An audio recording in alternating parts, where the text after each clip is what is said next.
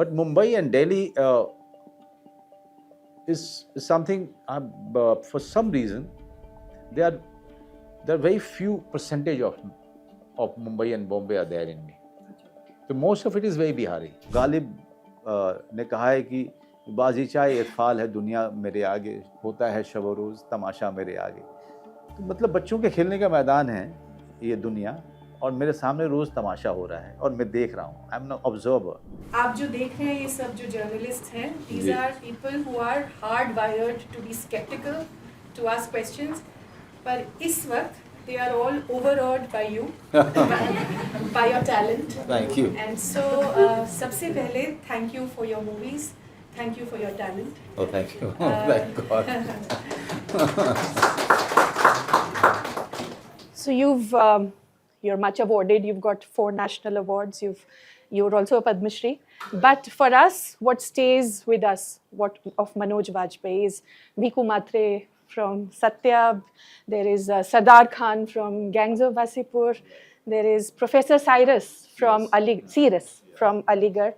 And then that man in Gully Gulaiya, who is compulsively, obsessively watching other people and losing his own grip on reality in Purani Delhi. I'll start, Manojji, with the place you come from and the journey you made to Bombay. So, आप बेतिया से हैं? जी, बेतिया से होने. गांव पास में है बेतिया के. जी. तो बहुत साल पहले 2005 में मैं गई थी Bettiah. And what I was struck by was उस वक्त लालू जी का राज का अंत हो रहा था, नीतीश जी आने वाले थे. तो वहाँ एक किडनैपिंग इंडस्ट्री चल रही थी और लोग ऐसे नॉर्मल तरीके से बात करते थे कि हाँ उसका अपहरण हो गया और वो जो है वो डकैतों का भीष्म पितामह है. इस तरह से वो लोगों को उन्होंने डकैतों को नाम भी दिए हुए थे. एंड एक तरफ बोलते थे लोग कि लालू जी ने हमको आवाज़ दी, दूसरी तरफ बोलते थे कि हमको सरकार से कुछ नहीं चाहिए क्योंकि जिसके पास कुछ है ये नहीं वो क्या मांगेगा. तो इस तरह का था बेतिया उस टाइम. और फिर आप आए बॉम्बे. तो ये 2 जो जगह है ये आपकी एक्टिंग प्रोसेस में कैसे फीड इन करती है? क्या आप बेतिया को से भी ड्रॉ करते हैं अभी तक या बॉम्बे आपका घर है as an actor? Well, first of all, good evening. Thank you. Thank you for really gathering here for this conversation. Yes, I come from a very remote place of our country, right near Nepal border. Yes, you've done the research right that it was a difficult time for all the people who were living in there. A time of dacoits, a time of kidnapping, a time of murders, and the gang murders was something which was part of our life. It was so normal, it was so normalized those days that I still remember in Betia Shahid, that is a district town where all of us have studied in different boarding school, because it was also a Catholic populated area, and because of the missionaries, there were too many Catholics there, and there were good schools definitely, because they always had the reputation of running schools very well for every class. So I come from that kind of a village and that kind of a district town. The journey from that place to Delhi to Mumbai, all of these years, you not only you draw inspirations or references from the place you come from, yes, those things are rooted very heavily in your mindset, and that's almost like part of your personality. It's easy to recall so many incidences. Sometimes one feels that it's like a dream that I have come this far. Yes, you are very right. But the formative years were spent in Delhi. Going to Delhi University, that was also an excuse to buy time while I could get into theatre, completely. So, Delhi University and then theatre days in Delhi itself, the life has been of learning and unlearning many things which were there in me because of the setup I came from.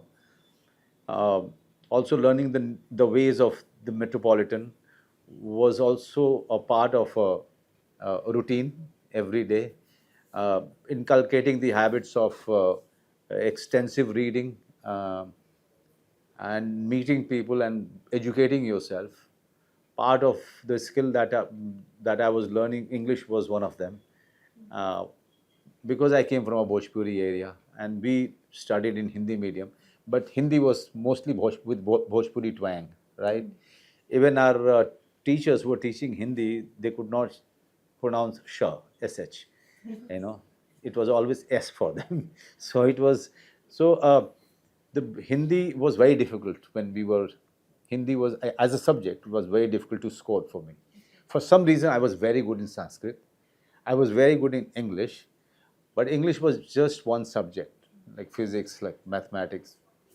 So when we are portraying characters, there are too many instances or the people uh, I, I visit, you know, and automatically you go there. I don't know what's the reason, because I stayed in Bihar for 18 years till the age of 18, and then I left my roots.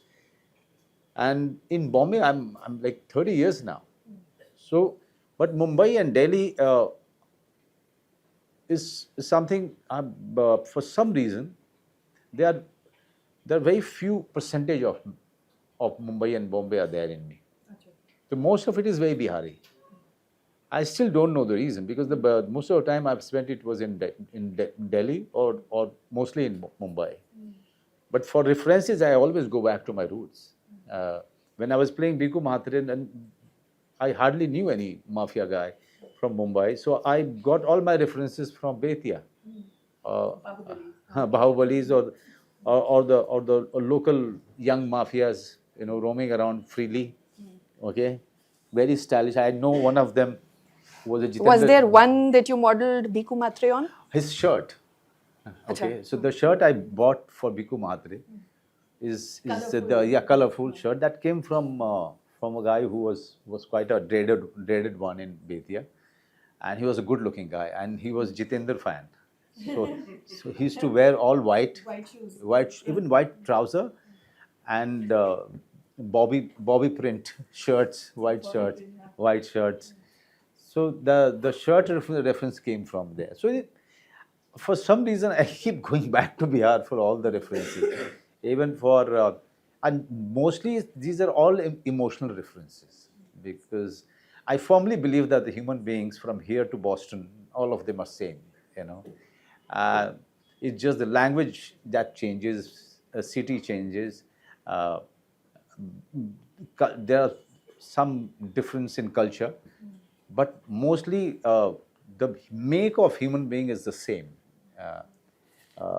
and there is nothing else that changes. So even if you give me a character, if I'm working in an English film and the story is set in New York, I'm definitely going just to find some kind of relation. I'll visit my village only. Because along the line, I've realized that all of them are same. Their conflicts are same. Their emotional setup is somewhere very similar. Yeah. Bombay ke bare mein, you've said somewhere that it's not a city for the old or the very young. It is not. I mean, look at the infrastructure. You'll realize that I'm 100% right. They never cared about parks, right? They only cared about skyscrapers in Mumbai. They never cared about pedestrians. They only cared about the cars to move or ply or the buses to ply. Not even buses, I would say. So if there are no parks, there is no greenery. There are only places for the buildings. That means there is no place for the children. There is no sensitivity towards the children where they are going to play. How where the old people or retired people are going to spend their mornings and evenings, So they have to be locked up in the 4-bedroom or 3-bedroom or 1-bedroom apartment. That clearly means that this city indicates that we don't need you. Okay, so there is an unwelcoming approach to old ones and the very, very young. So even though Bombay is a mix of so many people, for your characters you have to keep going back to Bihar. Oh yes, definitely. But if you ask me why, I don't know. I kept on pondering over it. I kept on analyzing, but I always failed in finding the real reason behind it. In some interview, you also said that for an actor, you can divide their life in two phases, pre 40 years and post 40 years. And you also said that post 40, what also starts happening is, at least with you, that you find that the mastering of the pause and the dialogue of the silence, that it's not always necessary to speak, that your acting has to find the dialogue in the silence. What did you mean? I mean, as an individual, if you sit down and look back, well, till till you hit 40, you feel full of energy and full of life, and you actually take it for granted. You feel that there's a lot many years in your hand. It's only after 40 that you start settling down. You start calming down. You start using all that you have learned through the years uh, really well, because now you are quiet, now you are calm, now you are not in a hurry. uh, so till 40 you are giving it all. You are taking everything for granted. You don't even feel insecure about life. But it's only after 40 the person, the individuals start settling down. They start understanding the importance of each and every day. So they are not taking it for granted. And today, if you ask me, I put in a lot of time and energy and my experience into my work than I have ever done before. Earlier, it was mostly about energy, okay? Giving it all, every time giving it all. But only after 40, the actors mature. They are maturing because the individual has matured. And they have gotten into a phase where they are sitting back, and now they are analyzing what all they have done and whatever is left on their hand. Now, how to make use of it in the most wisest way and most productive way. But what did you mean about silence? That you Yeah, because the before pause, 40, you don't want anyone with you. You don't want to listen. You just want to talk. You just want to tell a lot. Because you are bubbling with energy. You want world to listen to you, and you think that you know too much, right? It's only after 40 you know the predictability of everything. You start knowing the predictability of everything. You look at a young man who is talking to you, and you know exactly how he's going to be after 5 years. Yeah, that's the so that's the beauty of the life experience. That actually you cannot get it after reading 50 books, right?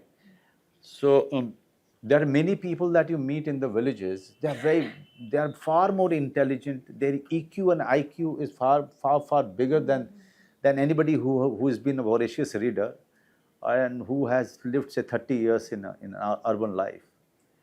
And you see them just sitting there on a cot outside their hut, and see them just walking seeing the passerby walking across, and you now I know exactly what they are thinking. It's like Ghalib ने कहा है कि बाजीचाए इरफाल है दुनिया मेरे आगे, होता है शब रोज़ तमाशा मेरे आगे. तो मतलब बच्चों के खेलने का मैदान है ये दुनिया, और मेरे सामने रोज़ तमाशा हो रहा है और मैं देख रहा हूँ. I am an observer. So after 40, now you are in the process of becoming an observer rather than a doer who is doing it all the time, right? तो आप अगर भीखू मात्रे पोस्ट 40 करते तो क्या डिफरेंटली करते? और दूसरा इसी के साथ जुड़ा कि भीखू मात्रे आपका इतना आइकॉनिक कैरेक्टर हो गया सत्या का. Did that also in a sense constrict you going ahead? मतलब did it cast a shadow on your other roles or your performances? It would have, and I was very much aware of it. Had I not taken a different path of doing various different kind of roles and different genres, right? That kind of a success or the recognition through that kind of a cult role and performance, it was not easy for any actor to come out of. For 3 years, I was only known as Bhiku Mhatre.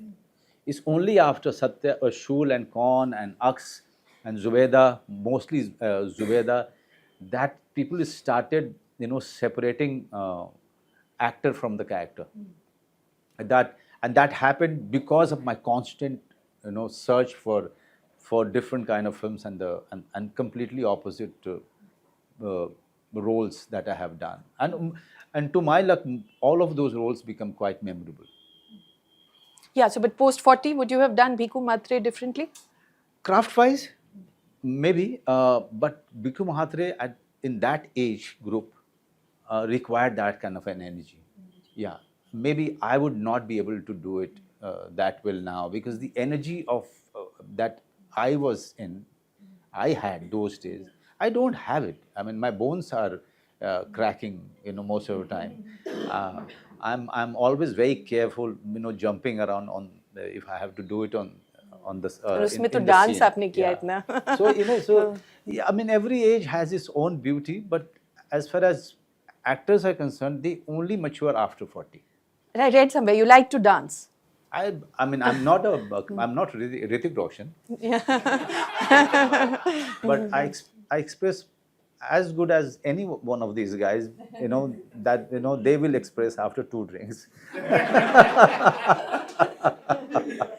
So एक और role आपका which is one of your more recent roles, वो गली गुलैया. गली गुलैया, So yeah. हाँ, जहाँ पे आप you play this middle-aged man who's living in a पुरानी दिल्ली की एक छोटे से कमरे में जिसने कैमरास लगाए हुए हैं और वो पुरानी दिल्ली में गलियों को देख रहा है, लोगों को देख रहा है, पर at the same time he is going inwards, ना, वो अंदर जा रहा है और वो छूट रहा है उससे, उसका जो sanity पे जो grip है. तो that character that I think required a post 40 actor to do. And also I want to ask you, आपने इसके बारे में काफी बात किया है, but can you tell us again? I mean, you've said that you reached the verge of a breakdown because of that character. So क्या हुआ था? I mean, extreme weight loss that you are going for, the extreme depth that you are trying to touch as an actor for the character. It became from the beginning of my preparation. It started becoming evident, not to me. I was not conscious of that fact. It was my wife once said that just take care of yourself, because I see you talking to yourself when you are walking by. Really?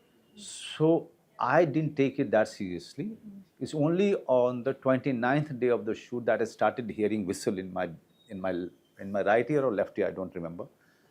And that was the time I was completely woken up to the fact that there's something going on in my brain which is not right. Then I spoke to my doctor. Even my director spoke to his doctor. My director is from West Delhi. He was in LA. He's done his education from LA. So all the doctors were of the opinion of putting me on sedative, immediately. And I was given this Campos. And I slept off for 10 hours, 11 hours I slept. After that I felt all right. But it was risky. It was risky to take that preparation to that extent.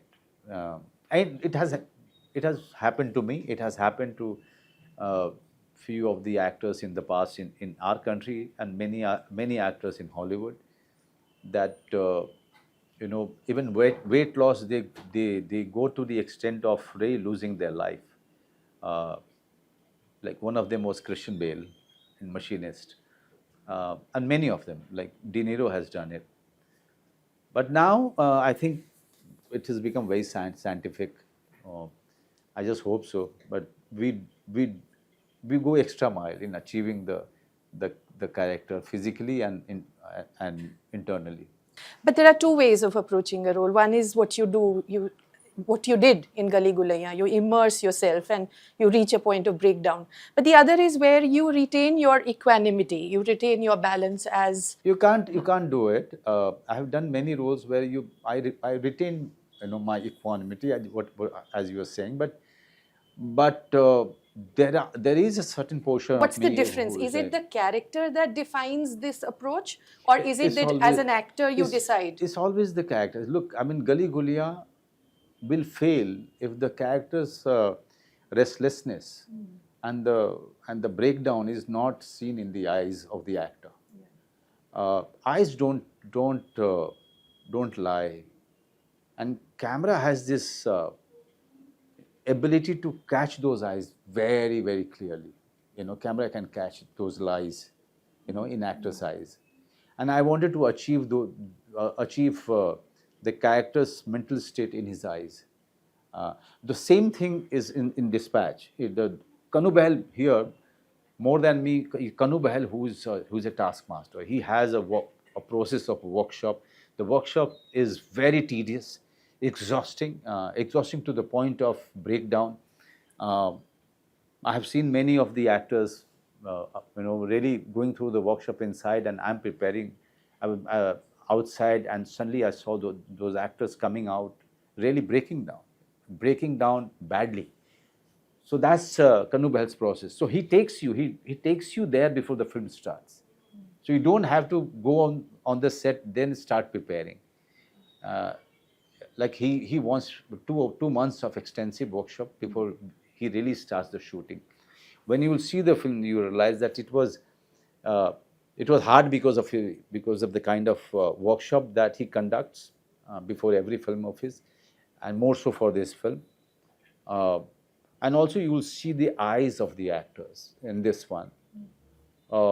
They are not of their own; they are of the characters that they are playing. I'll ask one more question, then open it up to the audience. So, you've been at NSD. NSD में आप student नहीं थे शायद, as teacher थे.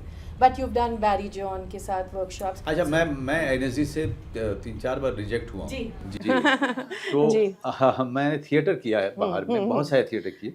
उसमें से बैरी के साथ में 7 years था। जी। 3-4 years continuously, then 3 years on and off. Theatre से ही जुड़ा है मेरा प्रश्न, ये कि थिएटर में आप मतलब it's a very testing thing कि आप कोई रीटेक नहीं है, कोई मिस्टेक आप सुधार नहीं सकते हैं.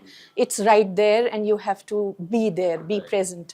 सो does that give you as an actor on the screen now, does it give you a certain creative energy which you draw on from your theater days, or does it also give you a sort of a confidence कि मैंने वो किया है तो मैं ये तो कर ही सकता हूँ? The confidence of knowing the craft, confidence of knowing the ways to achieve the character, yes, it's definitely there. Also, we are coming from outside, and our fathers and relatives are not from the film industry. So you are always you want to make the best of each and every opportunity that you are getting, and leave an impression in audience's mind and in director's mind. So we cannot afford to learn the tricks of the trade on the job. We can't, since we don't have any connection in industry. Yes, if you are coming from a fiber, like my daughter will have that freedom of learning the tricks on the job, but I could not. I was thrown out. I mean, I still remember I got this big opportunity in one serial, and on the first day itself, they said, get out. We don't like your performance. But for some reason, they didn't like my performance, so they've thrown me out. Then there was this incident where I went for the serial shoot, and I was the main guy. And the first take, and director went out, and she called each and every assistant director outside, and chief came to me and said that please go and change because we didn't like it. So even after doing theater for a decade, this could happen. Just imagine, trying to learn it on the job will be disastrous, right? For your mental health. If you go through that kind of a rejection, then you may lose the sanity, right? But theatre gave you that first but platform. But theatre gives you one confidence that even after 10 rejection, that this is not your time. But the day my time will come, I will shut them up. So that confidence of knowing the craft, of knowing the ways of the medium was always there.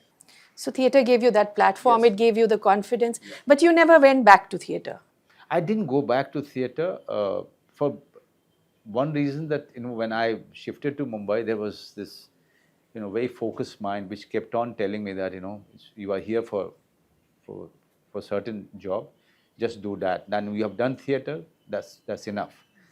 And if you start doing theatre, then theatre will not let you commit to any film, because the shows cannot be compromised just because you got some break somewhere. The dates are pakka, that cannot change.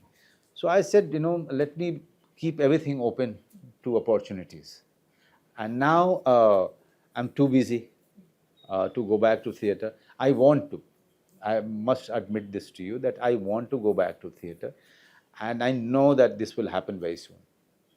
So we'll open it up to questions, and in fact, Yajas, do you want to start? So we have this, he's a student of writing for cinema and theatre both. No, for writing. For writing, so please ask.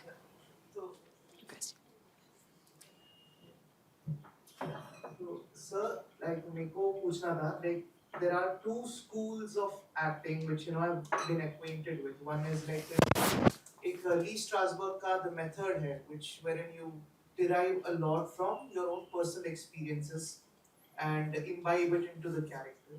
Then ये जो हमने बात की थी Bertolt Brecht की theory of equanimity, wherein you are supposed to retain your balance and the audience is also supposed to retain their balance and not be moved to tears. And आपकी जितनी भी पिक्चरें मैंने देखी हैं, आप बहुत घुस जाते हैं कैरेक्टर में, and you really live the reality of the character for what it is. Do you think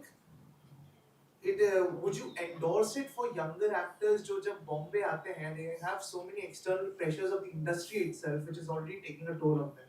So, and when they get into the process of acting, who told them that it's going to be easy? Who told them it's going to be easy? Yeah.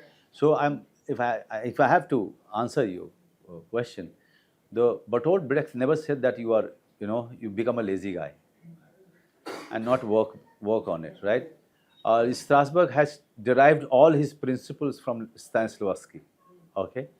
So, but Strasberg said the same thing what many years back, Stanislavski has said. But we must understand that each and every method and each and every craft that they coin for the actors to imbibe, all of them needed a lot of practice. Really honing your skill. Learn all the ways, because you are going to use Stanislavski in one, you may use Brecht in the other. Like Family Man is something which is Brecht, very Brechtian for me. And Gali Guliyan or Dispatch is very Stanislavski method, you can say, because you are really getting into it. You are calling on all the references from your life, okay? So we need both and many more. So before 30, you just go ahead and hone your skill, and learn each and every craft that there is available in this world, and use it wisely, use it intelligently whenever it is required. And it always the script that tells you, gives you an idea which way the character should be approached. And that's how I do it. So when I'm doing Family Man, I'm the easiest. I'm not involved. I'm there but not there, and there are also two kind of actors. One who goes to the character, and one who calls the character to himself. I like the first one because I like to see Manoj Bajpayee transforming into different one, a character himself, where it is difficult for Manoj Bajpayee to really recognize himself when he's watching the film. There are other kind of actors who are never affected by the character itself. They are looking at it from a distance, like Irfan was, and he was very good at that. So it's always up to us to decide which way, what kind of actor we want to be, and we always choose according to our own personality, right? Have I answered your question? Yes, sir. Yeah, Devyani. Devyani. You spoke about how invariably in your mind you go back to Bihar for referencing a character. But I was just curious to know that you go back home as often to Bihar, and how do people there now react to you? Do they come for your shoots? I mean, has that relationship changed? No, I go back to Bihar just to visit my village, my house. Now parents are no more, so I don't go there that often, as I used to. The villagers, they don't never looked at me after I became a known person. Never looked at me as a known star or anything, or a known actor. They always looked at me as their own. So I've always had a relationship with them. They have seen me growing big, right? Growing from a child to adult now, who's living somewhere else. So I'm just a babua from there. I'm not I'm not Manoj the actor for them.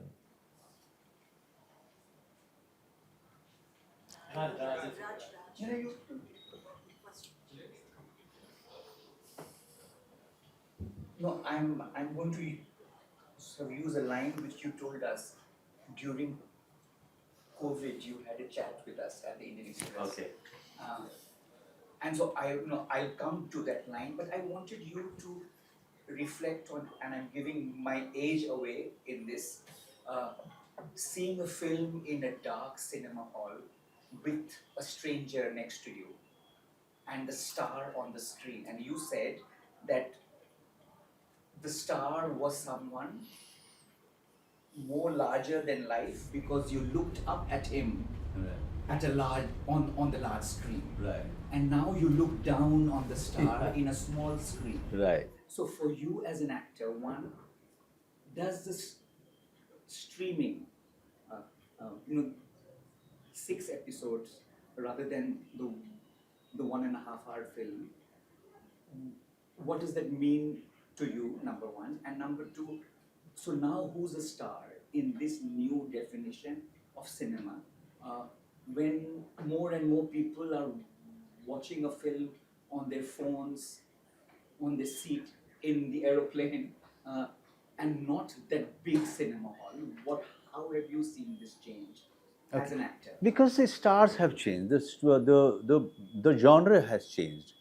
You know, mainstream films used to have a very concrete storyline, even in Rajesh Khanna days.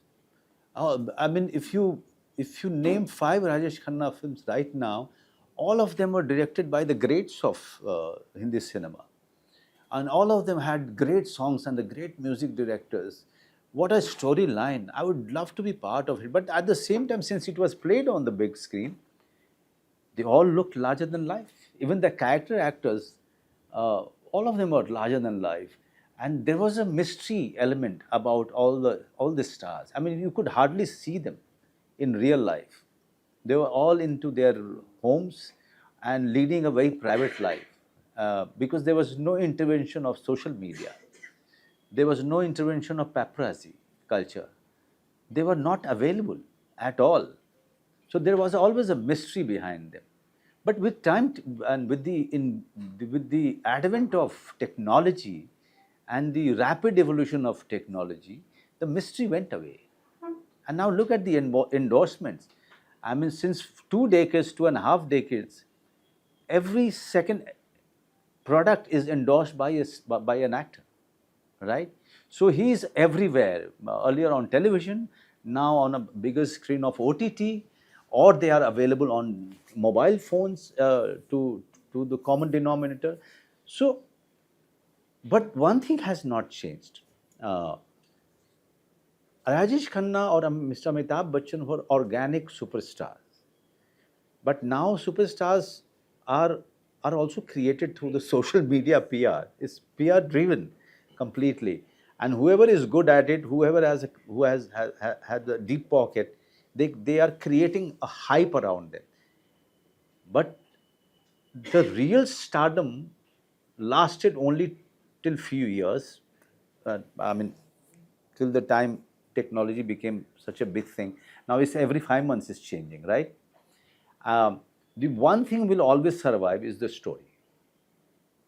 The story, when people are watching it, when I see the response of the audience, they like Manoj Bajpayee not because of his mystery element, not because of his PR, it's because of the work that he does. So the true appreciation comes from there. But when it comes to mainstream films, there is a heavy spent that is being done on keeping the interest of the audience alive in the stars and in the film. Okay, uh, of course, that larger than life, the mystery about the stars, mystery about the actors, is no more. But at the same time, cinema and the stars and the actors, they kept on battling it, losing the game, and at the same time winning the game. At the same time, so they keep finding new ways to keep the mystery, not mystery, keep their stardom alive, keep the larger than life image alive about them. So do you think the big screen and the big cinema all will be there? I personally think. Or do you see it fading away? No, see, no medium will die. Tell me, I mean, with your experiences, tell me, once there is a medium which came in for the audience, it has never gone away. Never gone away. You think TV has gone away? I mean, with OTT coming in, TV has gone nowhere. It's still there. Everybody thought that, because of cinema and because of color television, theaters, plays will stop happening. It didn't. They always get a hit, there is a pause, and they again come back. So the mediums will never die. Once it is introduced, it is created, it will never die. The audiences will keep it alive, not the makers.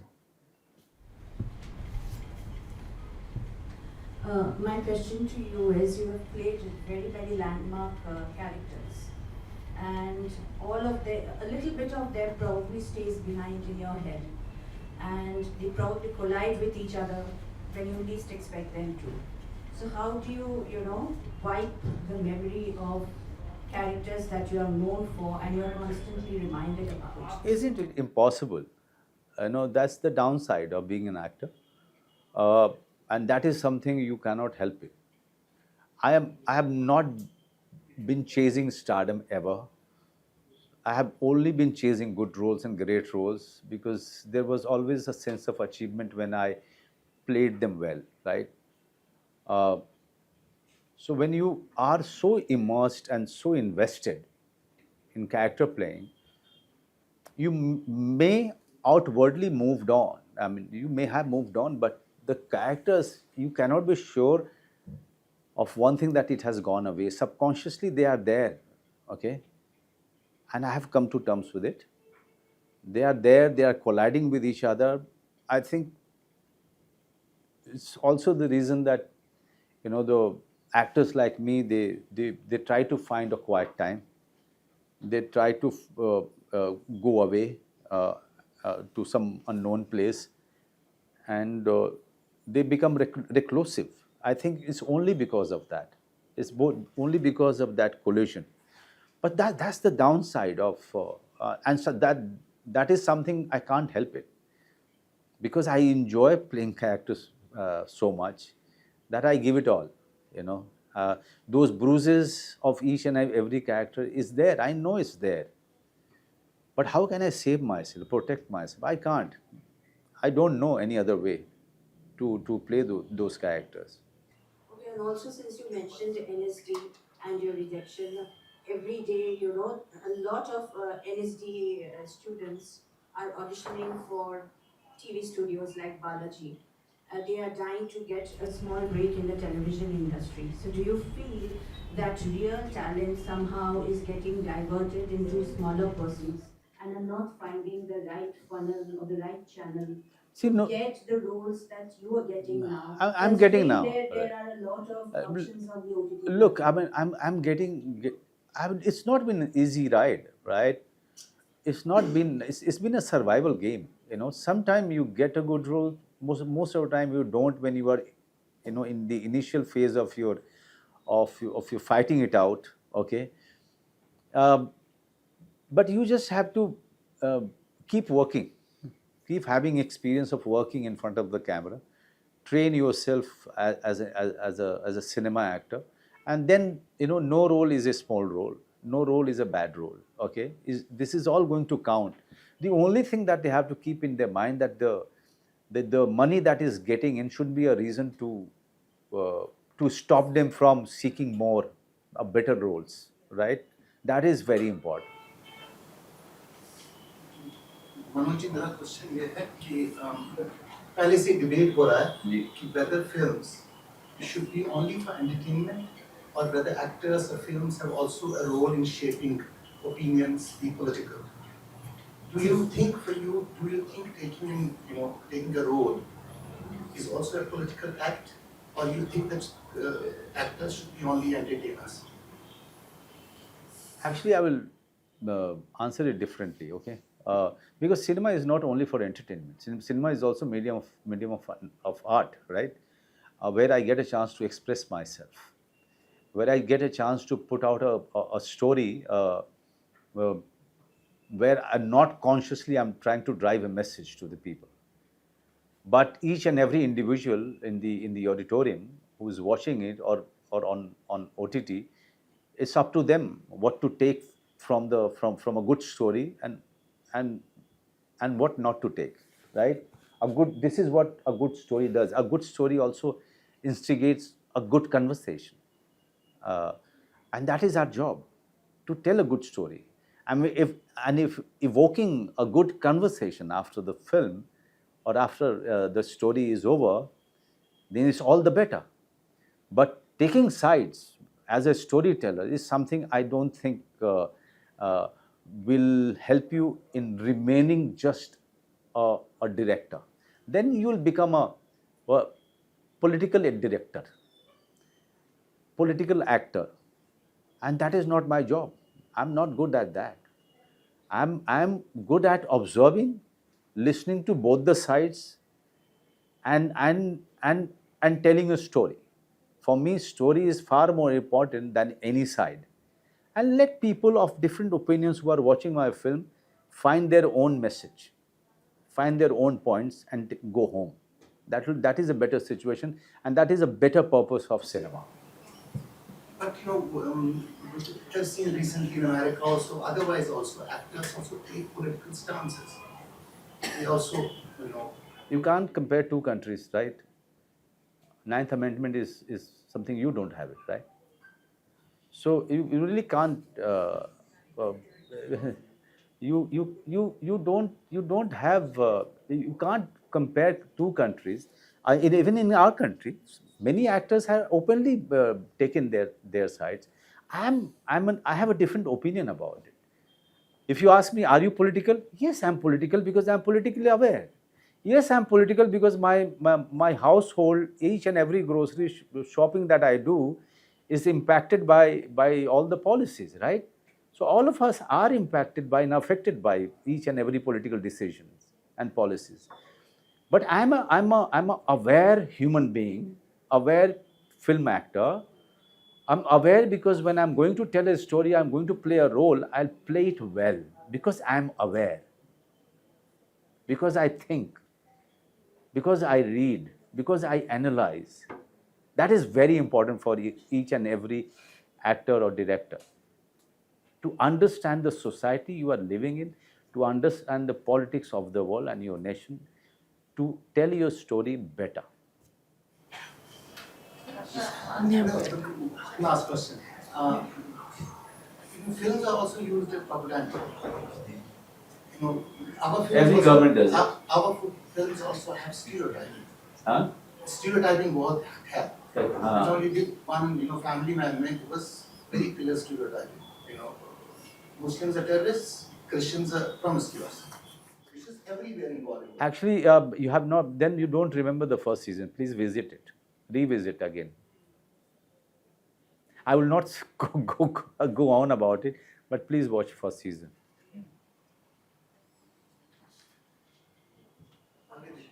Akash?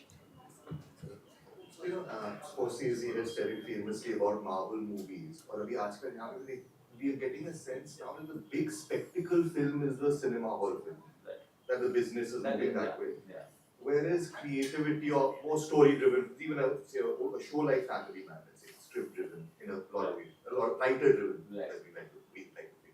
But do you think that's what's going to happen? That the cinema hall is no longer going to be a place of communal watching, that you speak of more script driven, story driven films, that the hall is for spectacle and technically brilliant, but somehow artistic or more creative, writer driven, actor driven films in that sense. Craft driven films are now going to increasingly be niche OTT products. I mean, this has been happening.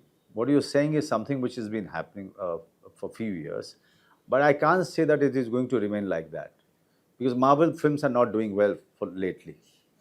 Okay, people are bored, right? So this can't be a gospel truth. As long as people are enjoying, they will go to the theater to watch a Marvel film or to watch a VFX heavy film, right? But the moment it becomes repetitive for them, they look for different options. Either they will watch a good film on OTT or a good series, or they will wait for a good film to come in theater to really get out of their comfort zone and watch a film with their family and have a nice weekend, right?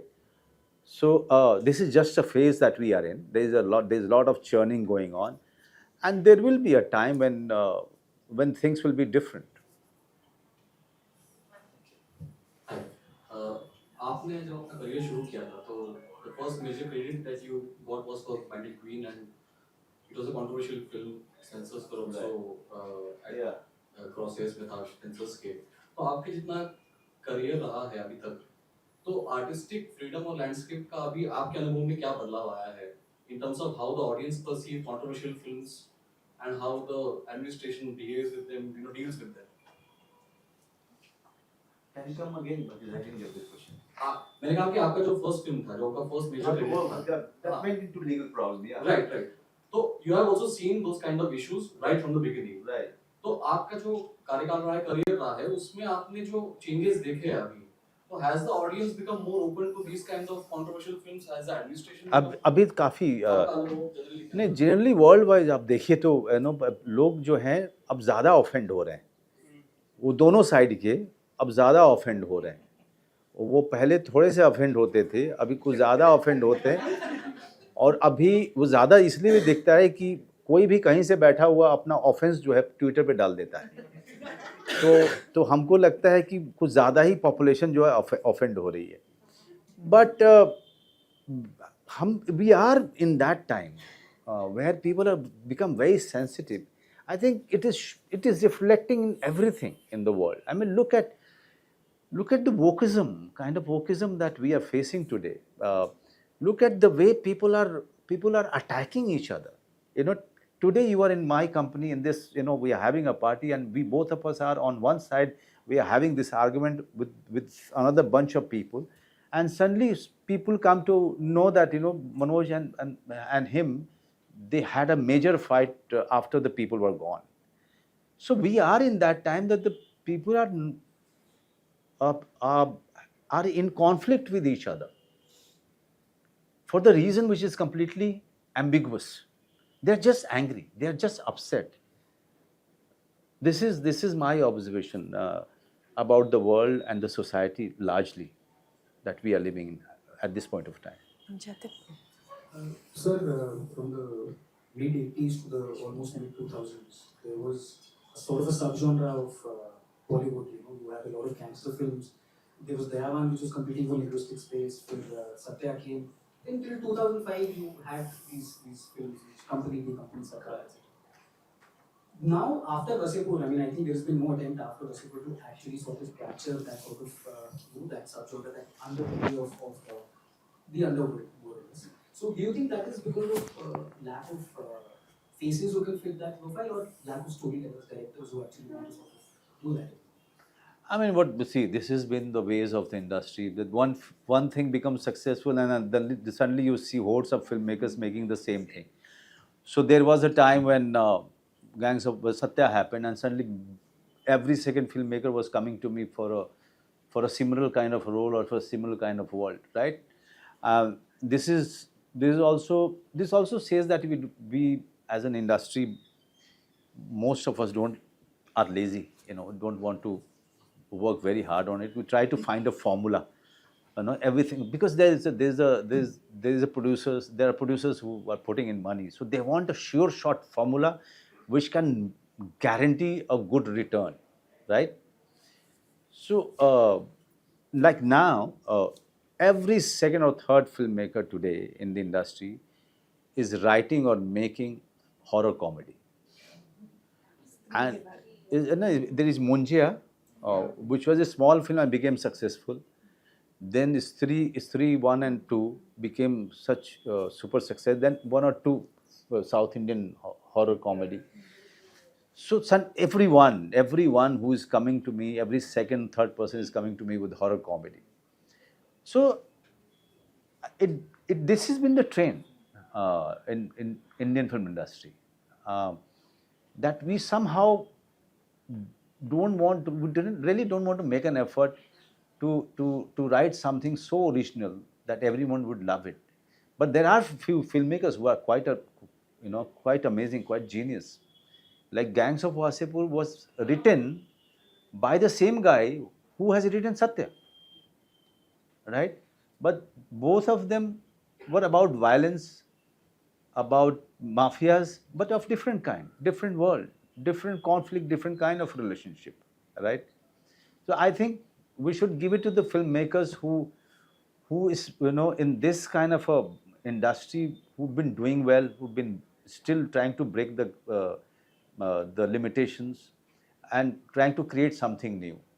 And I'm very lucky that I know most of these filmmakers, somewhere chose me to be part of it.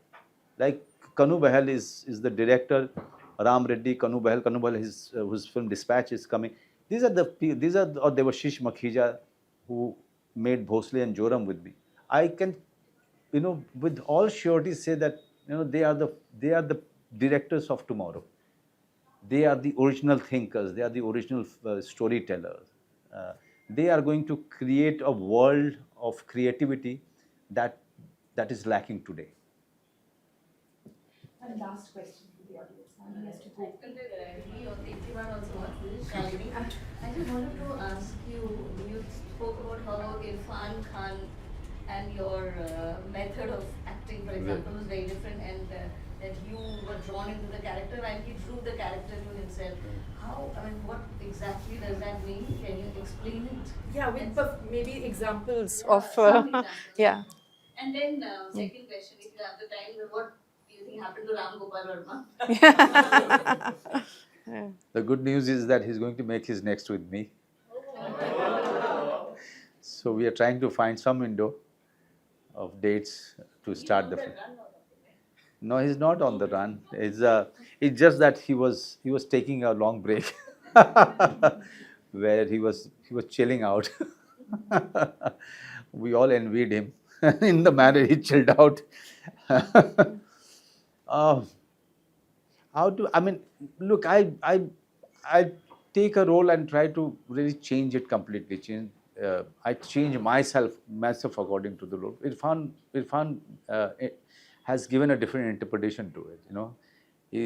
He made the role of his own, with his own interpretation. He gave a beautiful shape to the character. I think this is what I meant. We'll talk about it very deeply when we'll have enough time. It's a very deep subject. So suppose, yes, example, all the films that he has done.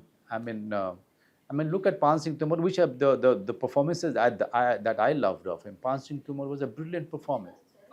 Pan Singh Tomar or Hasil. But I would have done it differently, right? But how differently we'll talk. One day I may write a book on cinema actors. I may elaborate differently and deeply for the students to read and find the difference between these two.